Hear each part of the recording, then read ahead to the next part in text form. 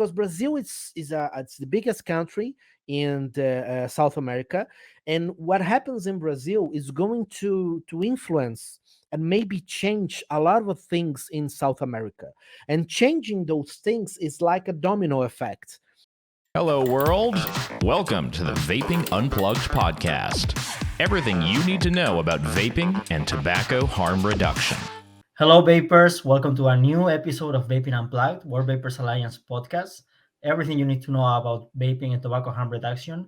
And today we are joined by a very special guest. We have here Alexandro Lucian Hazard from Brazil.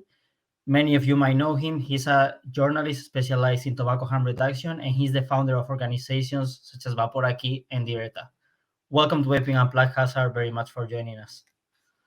Thank you, Alberto. Thank you very much for the invite. Hello, everyone. Glad to be here. Thank you. And let's start talking about, well, we're going to deep into the situation in Brazil because I heard you have some news from Brazil, but let's first start talking about your journey. You were a heavy smoker for many years. How did you manage to quit and how did you get involved into THR activism? Sure.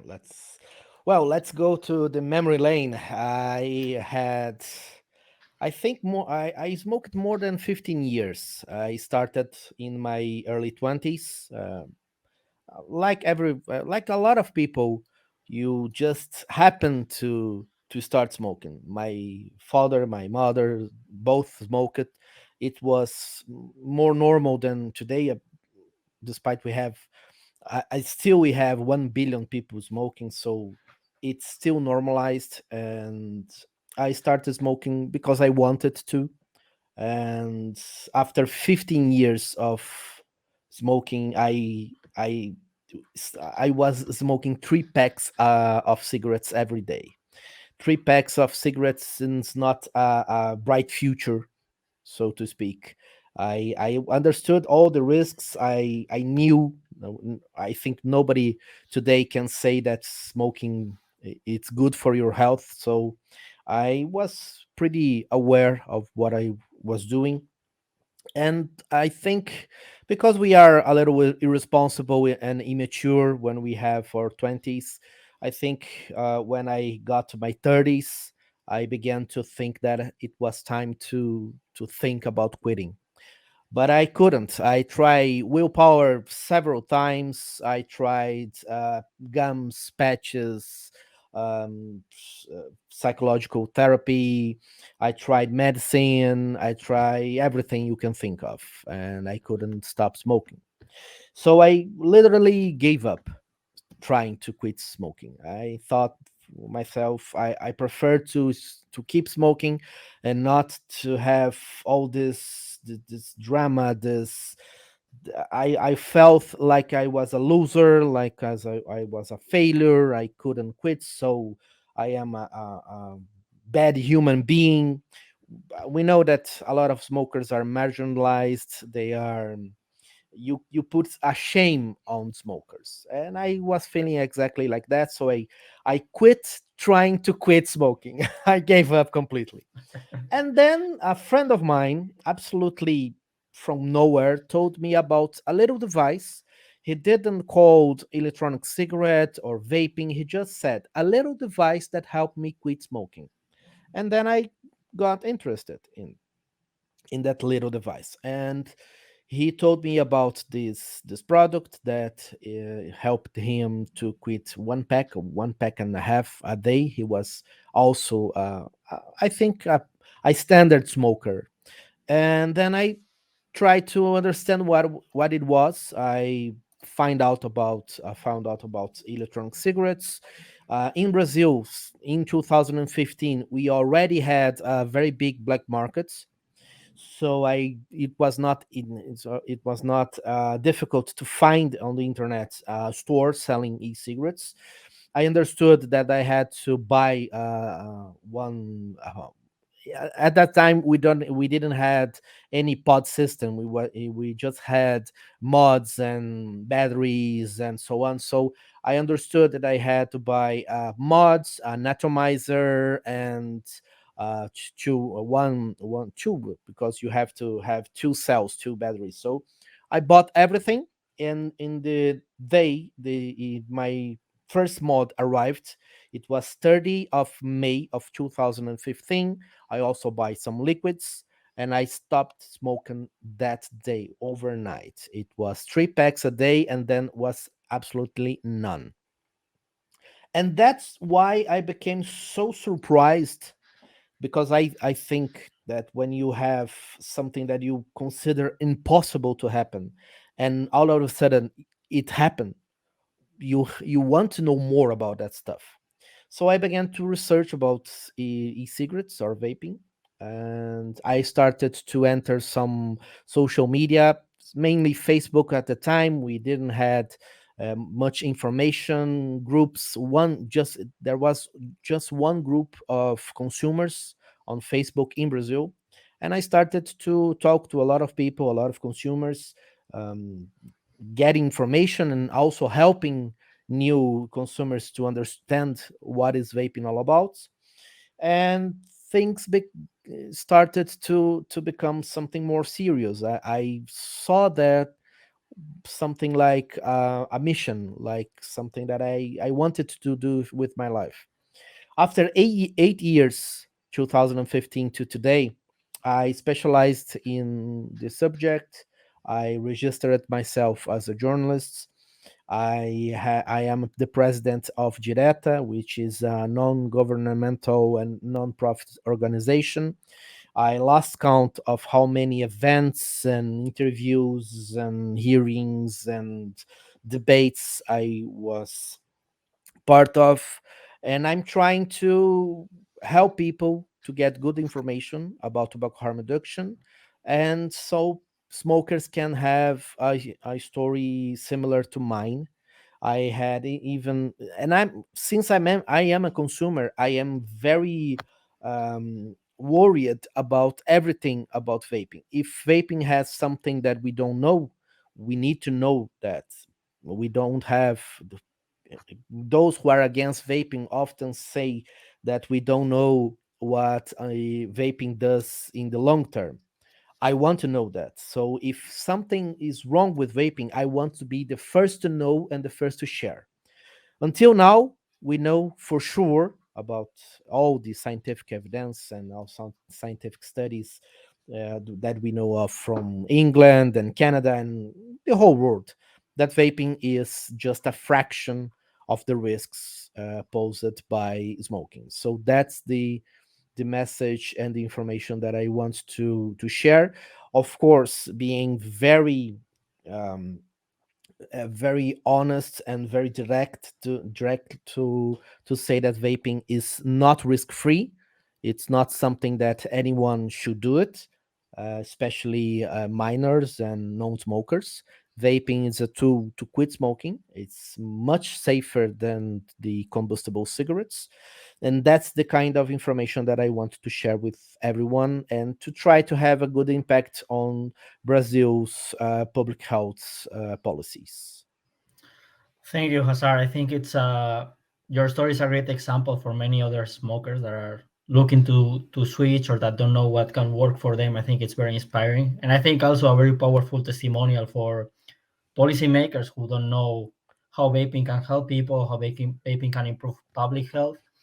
But let's go a little bit farther down the memory line, and let's talk about that prohibition. You mentioned that when you started vaping, it was already illegal, right? Yes. But there was a huge black market. Can you tell us a bit more about this prohibition, why it was implemented, and what are the consequences? Sure. So Brazil has an agency, or a regulatory agency called Anvisa. So Anvisa, it's like the FDA in the Americas. So, and let's say vaping was invented in 2003. It got in Europe and America, in North America, in 2006 and 7. Brazil already had a lot of products in our black market in 2008 and 2009. Anvisa saw that, and Anvisa have something called the principle of precaution, or principle of caution. So according to them, if we don't know enough to say this product is safe to be consumed, we are going to ban it. We're going to make it illegal, and it prohibited sales, and so people cannot use those products. But in 2009, Anvisa prohibited sales, but not the use or the ownership. So since 2009, you can't buy an e-cigarette, you cannot import an e-cigarette, and you cannot advertise an e-cigarette, but you can use and own a vaping device. And that, to me, is the perfect recipe for disaster and for a legal market, because you don't have a complete ban, so people can use it in the streets and open places, but the sales of e-cigarettes are only possible by an illegal market, because illegal market doesn't care about rules. Okay, so since 2009 is the sales are banned, but in 2017 Anvisa saw the consumers, the increase of use of e-cigarettes, and they started to debate about a possible change in the regulation. Okay, we are already on 2023, so we have more than 4 or 5 years of debate. Anvisa still haven't decided what they are going to do, if they're going to maintain the ban, if they're going to regulate something, and how they're going to regulate. And that's why we are up. Of course, we're going to talk about the recent hearings in the Senate in Brazil, and that's why you see a lot of movement in all the places you can think of.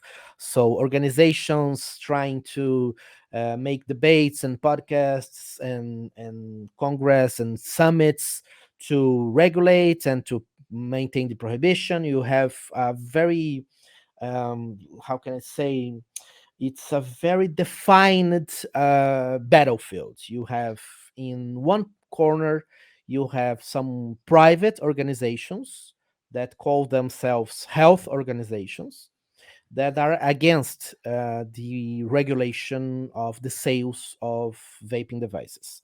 In the other hand, at least those who are getting attention is the tobacco industry, because in Brazil, the tobacco industry wants vaping to be regulated. In the middle of the sandwich is the consumer, who doesn't have money to be on the media and have big events to tell our story and to tell our desires to have these products regulated. So we try to be on social media, we try to be on those all those events. A Direta is a very small organization with very small budgets. We try to do our best to be in all these events and to share the proper scientific information. But we are in the middle of a very big battle, and Anvisa is getting these influences all from all the sides. They don't indicate any answer until now. We don't know what they're going to do, but we just want, as consumers, we just want them to be pragmatic, scientific, technical, and just to follow countries like good examples of countries, of course, England, Sweden, yeah, America, United States, Canada, New Zealand. Those are good examples of public health policies, and we already have, because I often say that Brazil, it's it's not going to try for the first time. It's not going to leap in the dark. It's not something that was not already tried. We just want Brazil to follow good examples. It was already tried. We know that what happened to UK. We have products regulated. We have um, important but a low percentage of minors, of adolescents, of young youth vaping daily. So we just want to Brazil to follow those good examples, and we hope that they are going to be pragmatic and scientific and technical. Let's hope for that. But regarding this huge battle that you guys are fighting now, I can imagine there is a lot of misinformation going on about vaping, a lot of misconception being shared and widespread on the media. What is Absolutely. the perception of the general opinion in Brazil and particularly of the media? And I would like to know also what doctors think about vaping in Brazil. Sure. Well, I I like to talk about this subject because I already talked to a lot of people why we have so much bad things on the media, because I don't think that media wants to talk something bad about vaping. They just want to have audience, people liking their articles, sharing their articles. And when you think about it, people don't like to read. It's not interesting to read something like everything is fine, keep up with the good work, live your life, just live your life. No, you want to see some tragedies. It's interesting. It calls to the something about us as human beings. We like to see uh, something bad or something that is horrible. Unfortunately, we like movies, series, everything, books. You have to have something bad happening and try to get some hope from it and have a story about it. So the media, I don't think the media is against vaping. They're just doing their job as they think it's the best way to do it. And unfortunately, that is getting more attention to the bad things, or getting more space to people that are sharing a vision and an information that brings some concern or some or make people worry. So in Brazil, we have a lot of misinformation and disinformation. And I recently research about misinformation and disinformation and what is the difference, because misinformation is just getting the facts wrong. So a lot of doctors think in Brazil, and that is a phenomenon that doesn't happen only in Brazil. A lot of doctors in Europe and in North America thinks that nicotine causes cancer. Okay, so nicotine does not causes cancer, like even World Health Organization say that. It's something that we already know. Nicotine can help a cancer be get stronger and develop more, but it doesn't causes it. Okay, it's not a cause, but a lot of doctors think that. So this is misinformation. Like Evali was had absolutely nothing about electronic cigarettes containing exclusively nicotine. It was a problem on THC fake cartridges in America, and the Valley already finished because everyone that was involved was arrested. The cartridges were removed from the market. So Evali was a contamination of vitamin E acetate that got a lot of people hospitalized and even killed a lot of people. So Evali have nothing to do with electronic cigarettes with nicotine. But a lot of people get the fact wrong. So they say things like Evali is something like Evali is a condition of e-cigarettes, which is not the case. Okay. The main problem is disinformation. That is something that is the same of misinformation, but is on purpose. We have a lot of disinformation in Brazil because we have organizations that know that Ivali was not linked to nicotine, e-cigarettes with nicotine, but they say they were because it's good for their agenda, it's good for their objectives. We in the hearing, in the recent hearing, it was last 28th of September. I watched someone saying that because I we had this thing happening in from time to time in other parts of the world. We had a singer here, a famous singer in Brazil, went to the media saying that he was very ill, very sick because of vaping. This singer after several months, when media was doing everything they could to share this information, vaping calls it this singer to be ill, vaping is bad for your health, etc., etc. This same singer went on the for an interview, made an interview, and he said that everything he was going through was psychological. It was not about vaping. It was absolutely not linked to vaping. But in the hearing, an organization that called themselves a health organization shared the headline that this singer was very ill because of vaping, because they forgot that he already went to the media and admitted that vaping was have nothing to do with this his sickness. So this is misinformation. I don't think they are dumb. I don't think they don't have the capacity to know things.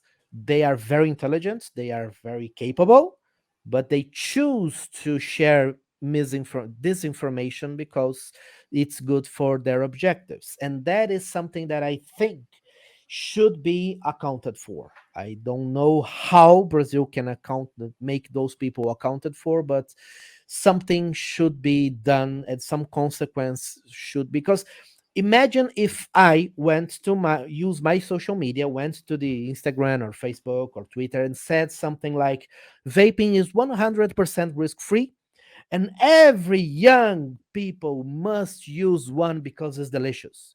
Shouldn't I be make accounted for? Shouldn't I had to face consequences? I think so. But why they can do something like that? Why they can lie and why they can offer information that is completely fake? It's not something that you can, I don't know, you have a scientific study that use a poor methodology and they get some kind of conclusion that is vaping is bad for your health and something wrong. Okay, but that study exists, even if she has poor methodology, but you can use that in your favor, and then we're going to have to go there and say this is a bad methodology. Okay, but at least it have some basis. But on the other hand, they use things with no basis at all. They choose to share information that people are not going to search about it. Well, they're going to believe it because they are doctors, they have their register of doctorship, they are an organization that, and that is the sad thing.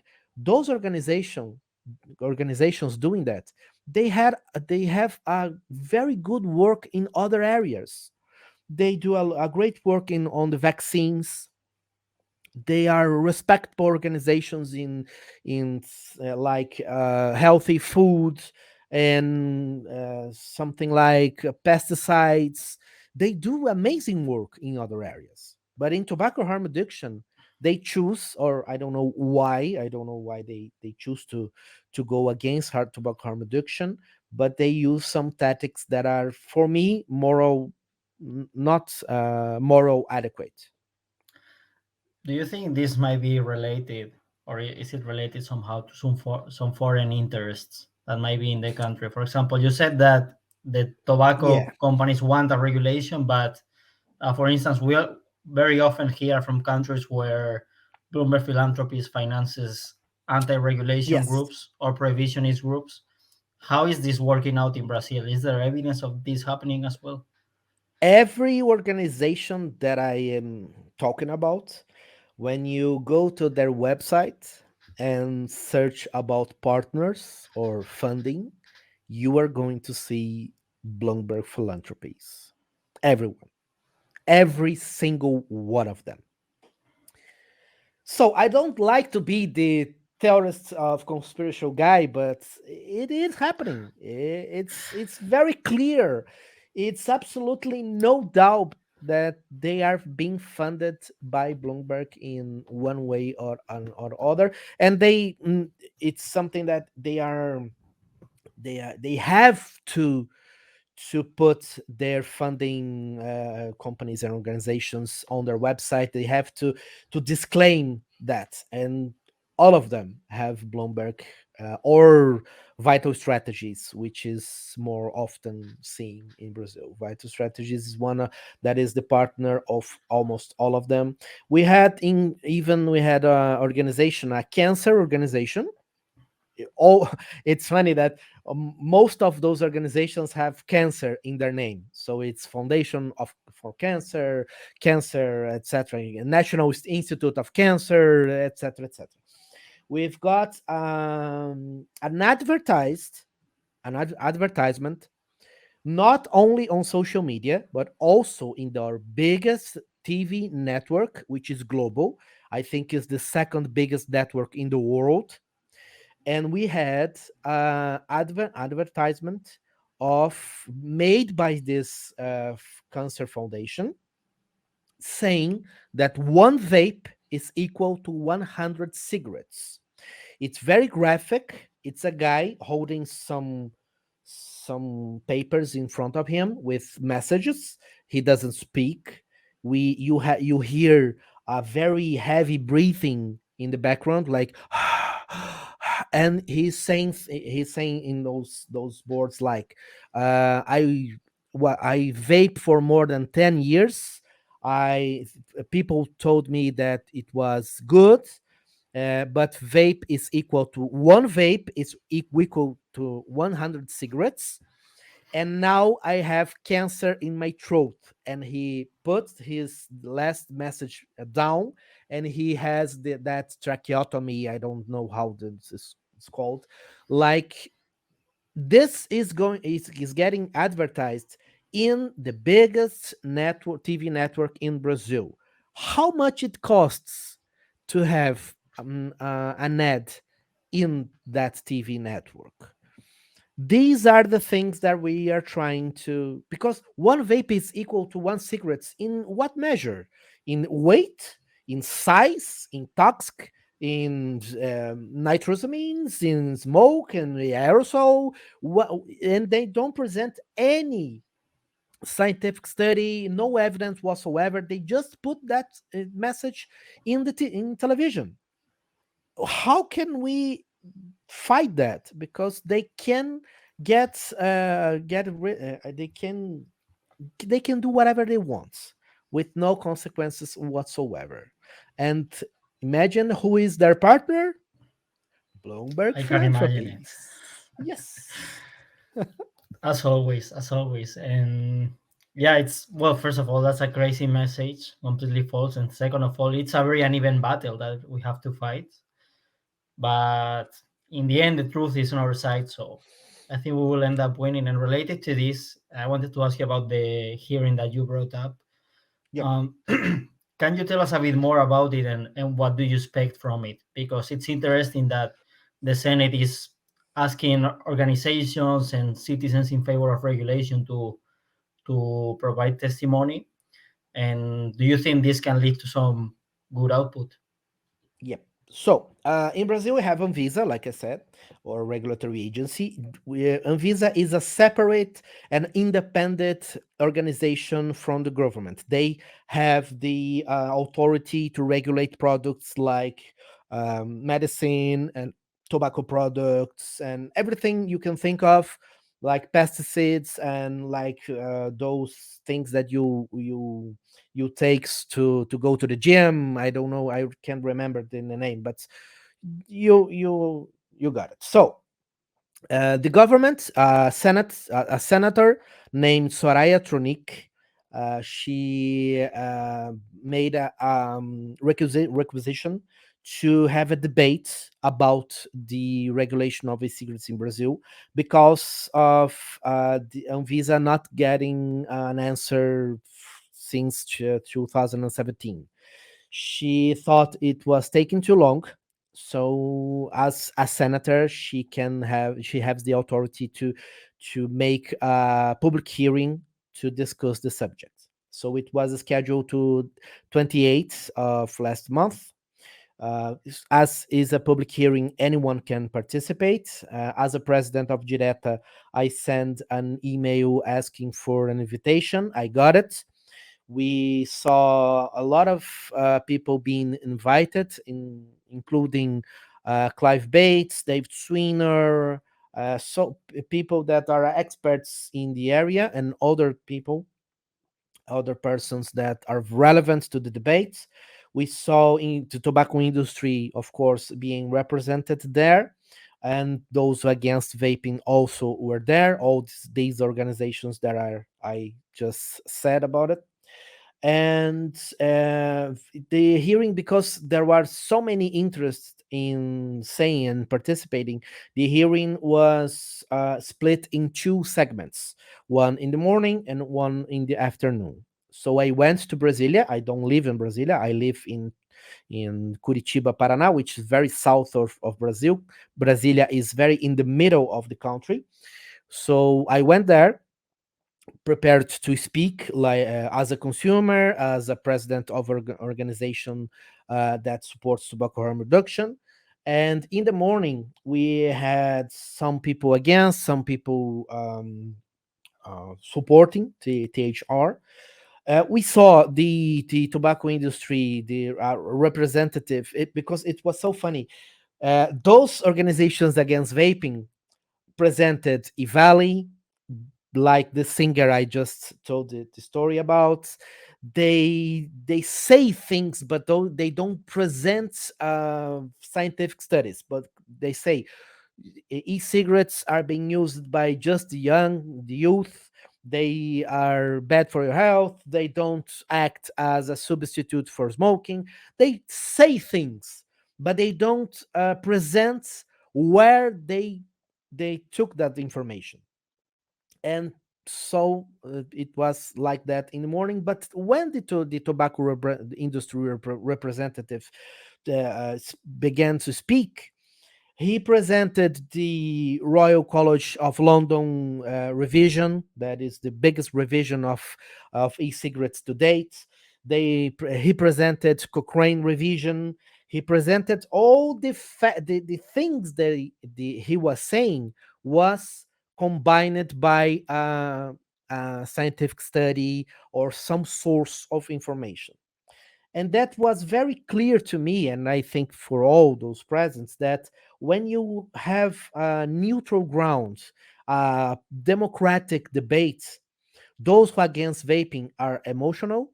They don't present scientific evidence, and they just work on the argument of authority. I am who I am. I know what I'm saying. Believe me, because that is enough. On the other hand, those who are supports the THR, we have a lot of science to back us up. And that's something that was very clear when the representative of the tobacco industry used all that information, and that was I'm going to do in the afternoon. I was also going to present Royal College of London, Cochrane, because the science is behind us. And unfortunately, because it took too long to finish the hearing in the morning, and we also had an event of a new minister of our Supreme Court, the afternoon hearing was cancelled. We had more than 50 consumers in front of the Senate, waiting for the hearing of the afternoon to begin, because I was going to speak in the hearing of the afternoon. So a lot of consumers went there to follow me, to see me talking. Unfortunately, it was canceled, and we are waiting to see when it's going to be the next date and time of the hearing, because we already have the information that it's going to happen. We just don't know when it's going to happen. And this kind of hearing, it can solve things. Well, as I said, Anvisa is an independent autarky, so they have uh, the power to regulate those products. But when the government, as representatives of the government, as senators, wants to talk about it, they can have a new law that goes over Anvisa. They can. It's politics, of course. They don't. They are not going to do anything harsh, and they're not going to be to go to make things. Uh, they have to be politicians, of course. They have to be diplomats. So it's good because this hearing brings up the debate in a more democratic way, since I told you that we don't have the same penetration on the media like the those who are against vaping has. So it's an opportunity to us consumers to be heard, to be there to say, hey, the tobacco industry wants to regulate the e-cigarettes, but this idea is not them. It's not her. Yes, it's not them. This idea is from the consumers. Before the tobacco industry wanting to regulate e-cigarettes, we consumers wanted that way before. My work started in 2015 in Brazil. The tobacco industry, you know the history, of course. The vaping devices was invented in 2003. The tobacco industry in the beginning didn't like that. They dismissed vaping as something that wouldn't be successful. And since 2012, the first devices from the tobacco industry was being presented, then they chose to enter this market.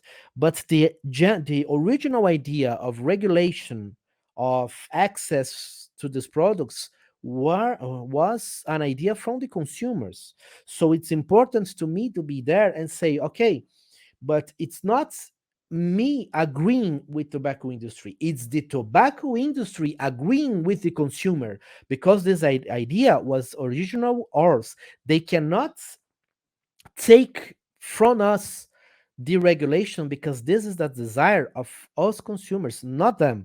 We are aligned in Brazil, yes, we are, but is the tobacco industry aligned with the consumers and not the way around? So this is important because it shows that consumers want these products regulated, and it shows that, because one of those arguments they often use is, oh, vaping is from the tobacco industry. They said in the hearing, them someone representing the Ministry of Health in Brazil said that vaping was invented by the tobacco industry. That is the kind of message we have to fight against. So it's important for us consumers to be there and say, no, no, no, no, no. This is not the tobacco industry idea. This is not big tobacco products. This is something that I want. I was using way before they even think about getting to this market. And if they are allied with me, I cannot be harmed by this alignment of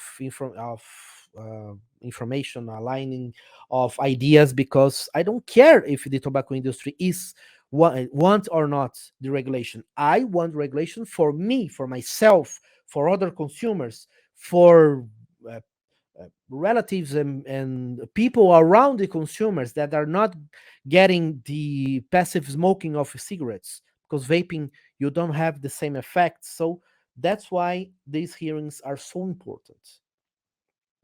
I agree with you, Hazard. And actually, if you want to tell people, for those who are watching this podcast, how they can support Brazilian consumers in this hearing, if there is any way that they can participate or send an email to submit their input so that legislators have to write it or have Absolutely. to read Well, it or see it. Yeah. I can help you out, and can share everything, all the information that you can help us, like, because like this hearing, I know the World Vapers Alliance sent an email because it's a public hearing. It's a public hearing for anyone in the world to participate. And we even had in the morning hearing participation of Clive Bates and David Sweener. So even in English, because they have a translation, they had a translator there who were doing translation. How can I say the when people say, and Like it's not automatically, simultaneous translation. simultaneously, thank you, simultaneously translation. So if you speak English or even Italian or any, we had a technology on our side. So Google translators, it's a blessing. And my English, as you can see, sorry guys, I'm practicing a lot my English. I often have some difficulties. I try to express myself the best I can, but we get the message delivered, more or less. So if you want to help Brazil, because Brazil it's the biggest country in South America, and what happens in Brazil is going to influence and maybe change a lot of things in South America. And changing those things is like a domino effect, and you in your country can have repercussions because of Brazil's regulations, going to a ban, so it's a bad repercussion, or going to a adequate and properly regulation on vaping. So you can reach out to me, like you can use my email, like info@direta.org. I have a personal project like called vaporaqui.net. You can also reach me out like info@vaporaqui.net. I think Direta it's easier, but you can choose whatever you want. You have so many ways to reach me out, and I can help you to point you out where you can contribute to us, like those public hearings, like Anvisa's consultations, public consultations, when you can send information like scientific studies. And because Anvisa already told the society, already informed that they're going to have public consultations, and at least until the end of the year. We don't know if they're going to get to fulfilled this schedule, because Anvisa is already saying in the few years back they're going to have an answer and at the end of the year, and then the year passes, and at the end of this year, and the year passes again, and so again. So those deadlines are not being fulfilled, and we don't know if Anvisa is going to get an answer to the end of the year. But they are already said they're going to make public consultations, and you can participate wherever you are in the world. And helping us, you are going to help other countries in Latin America and also in the whole world, because we have I heard in the public hearing, that we have 140 countries that regulate e-cigarettes. My last information was from John Hopkins, that we have 110 um, countries that regulate vaping, 31 ban. So the scales are in favor of vaping, of proper regulation. But as when we have more countries regulating, properly regulating vaping, because in Brazil is regulated, it's banned. We need an adequate and proper regulation of vaping. We are going to get ripples in all over the world, and I think we can help other countries as well to get proper regulation. Alexandro, Lucian, thank you so much for joining us, and thank you for bringing us the latest news from Brazil. And good luck with this fight. Thank you very much, Alberto. Thank you very much that everyone that is watching me. Sorry again for my English. I am practicing a lot. I because I wanted a lot to talk in English like I do in Portuguese. If you understood, guys, that you're watching me, if you understood in Portuguese, I love to speak. I am a very extrovert person, and I wanted to try to get my message the same way I do in Portuguese. I hope that I could at least help you to understand a little more about Brazil. Know that here we are fighting a lot for tobacco harm reduction, and we just want, at the end of the day, what I want. What do I want? What we all want: less deaths, less hospitalizations, less diseases. We want people to have good health, to live longer, to have happy lives, and that is our main goal. If one day I understand that vaping is bad and we need to fight against vaping, I will do that. But the science doesn't tell me that. The science say to me, support vaping. Vaping save lives and saved my life. So I have my history to back me up. I have the science to back me up. And I agree with you, Alberto. The fight is very difficult. It's not fair, but we are on the side of science. So it's just a matter of time until all the governments in the world regulate properly regulate vaping. The problem is how much time it's going to take, because every day, every week, every month, every year we don't have proper regulation of vaping. People are still smoking, people are still getting sick, people are still dying from smoking. So that is our hurry. We need to get this regulation as soon as possible, because it's going to be good for the public health policies and public health system in Brazil and all the world. Thank you again for the invitation. It's really an honor and a pleasure to be here. Hope you guys like it, and we see you on the next event in another opportunity. Thank you very much. Yes, thank you so much. And thank you to all those that are watching us. Keep fighting. Let's make our voices heard. And vape on. See you in the next episode. Bye bye.